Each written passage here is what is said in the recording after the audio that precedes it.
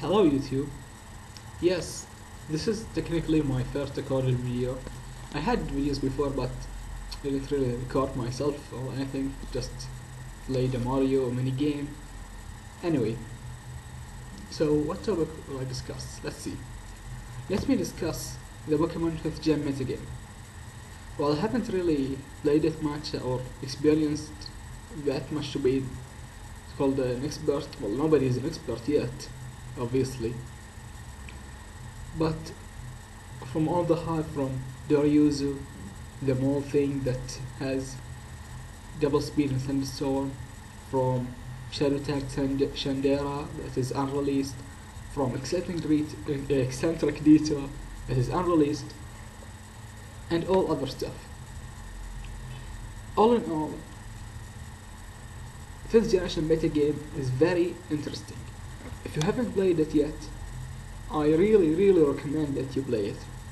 Even if you're waiting for the English game, just play it. I'm waiting for the English game too.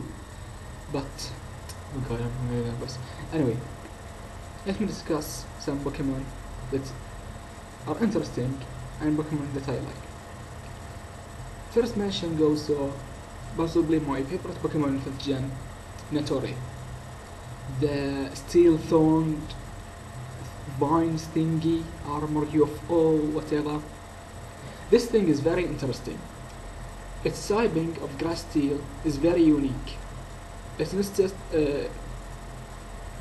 gives it many resistance, including dragon and water and electric, which is very useful.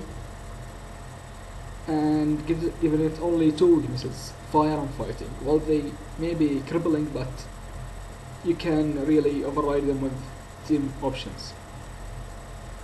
Its ability, Steel Thorns, which is basically like rough skin, is very useful on it as well. With its bulk, it can abuse dealing damage to physical attackers with contact moves without even touching them.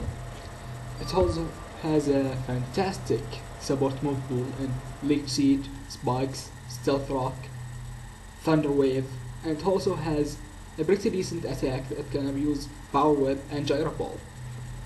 Or Gyro Ball, however it's pronounced. It's an amazing, just amazing. A hyped, maybe overhyped partner of Netore is, I forgot his name, the Jellyfish King / Queen thing, the male looking like Pringles Man. This Pokemon is also interesting. It's a great partner for Netore, resisting fire and immunity to fighting, while also spin blocking. Not to mention it's a bulky ghost and a bulky water. Alright, let's move to another Pokemon. Doryuzu. Yes, it's overhyped, but for a good reason. Thunderstorm was the most common weather in 4th gen because of obviously Tyranitar and Hippowdon swarming everywhere. In 5th gen, while there is Drizzletoad and Drought Tails, Thunderstorm is also very common. And Doryuzu's ability to just abuse that to double its speed is just amazing. It also has a wonderful attack, access to Swords Dance. While its move pool is a bit shallow, it just maybe enough. Its item, while it's a debate, perhaps goes better for the Balloon. Balloon gives it immunity to Earthquake from enemy Doryuzu, from Ditto, and other stuff. Life Orb gives it more power, which some people prefer for some reason, I don't know why. Yeah. Ditto. This thing is just, yeah, wow, we were all shocked. This thing was in in 4th gen, and I don't know about before, but it was really lower tiers. This thing was like really never used, because even its only move Transform could be better used by Smeargle and Mew. Way better. But now, with the eccentric ability, it can just automatically transform without any wasting of turns. Many, well, most of the players use the choice card strategy to revenge heal because honestly, it's just amazing. You Doriyuzu without a balloon, choice card Vito can come in, abuse its choice scarf to outspeed enemy Doriyuzu, use earthquake to OKO it, or that dragon jaw thing coming and outraging your Pokemon, come and outspeed it and just OKO it. Yeah, just like that. Let's see. Oh yeah, the Hydra. The Hydra is an interesting Pokemon as well. Remember how Spexmans was pretty popular to some extent in early DB metagame? Well, this thing has more special attack. Well, less speed, but more special attack. And also has the awesome U-turn. A choice scarf set and a life orb set is common.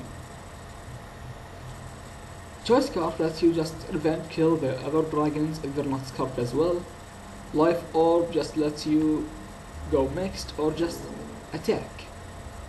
U-turn is a very awesome utility to scout, which you'll most often do. Just some people like to compare it with Flygon, but they're really uncomparable. Flygon is physical for first. It's ground typing, give it earthquake stab, and it's also faster. While the levitate ability and the U-turn is comparable, but that's it basically. They work very differently. Okay, what else? Well, not a Pokemon per se, but Shell Break or Shell Smash or whatever that move is called. This move is like wow. Yes, like wow. +2 to attack, special attack, and speed in the exchange for only -1 defense and special defense.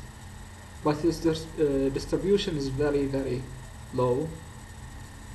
Cloyster can probably be the best user of it, and it's overhyped because of it.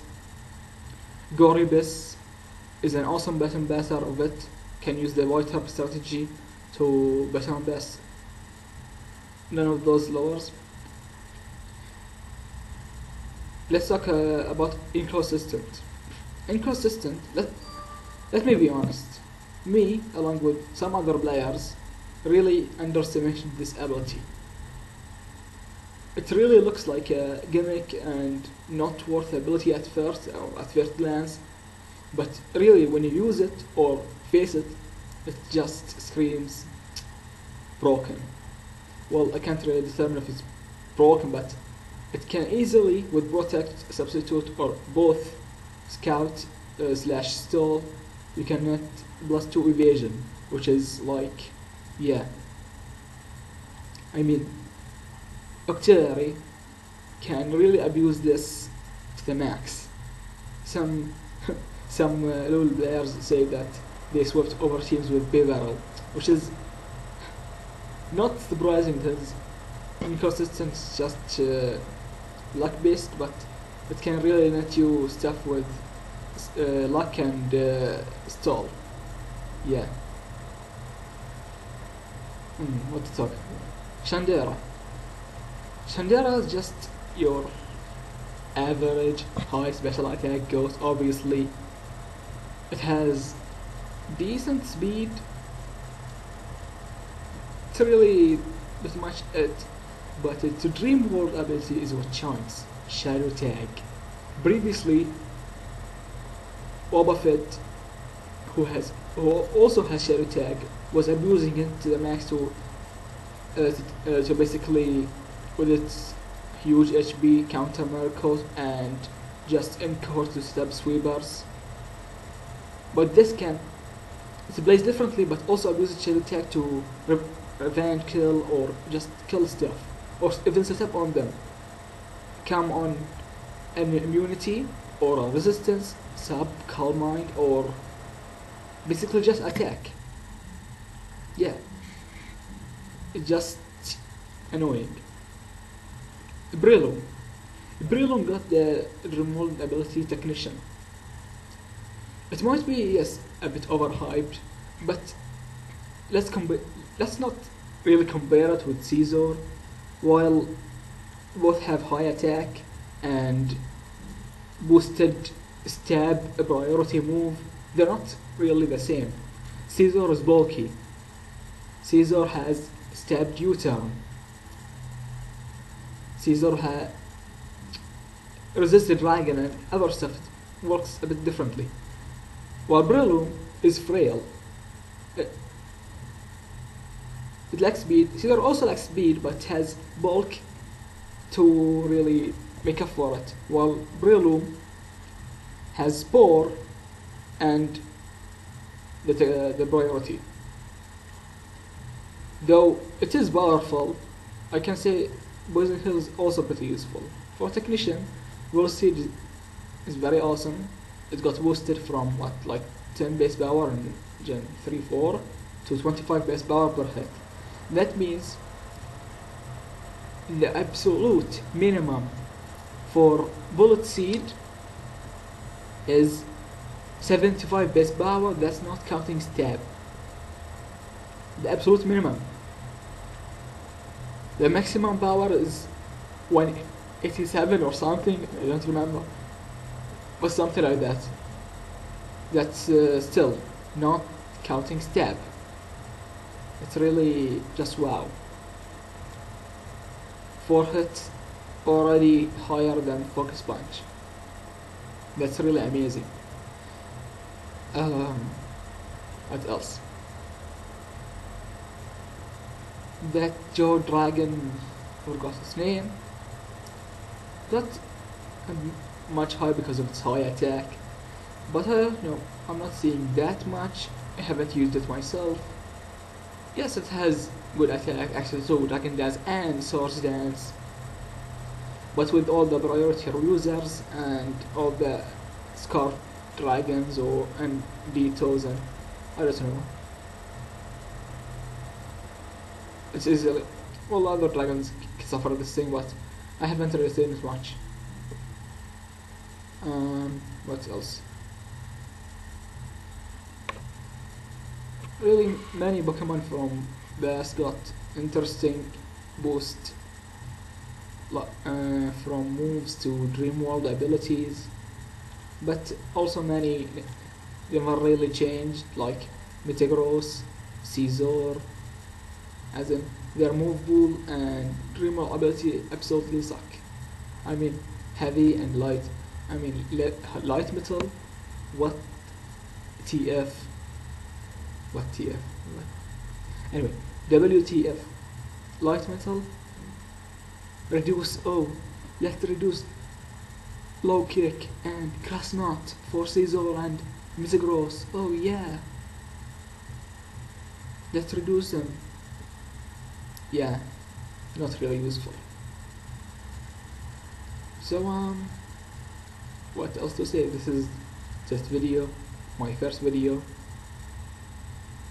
The usual for other users. Comment, subscribe, shit, whatever. Cheers.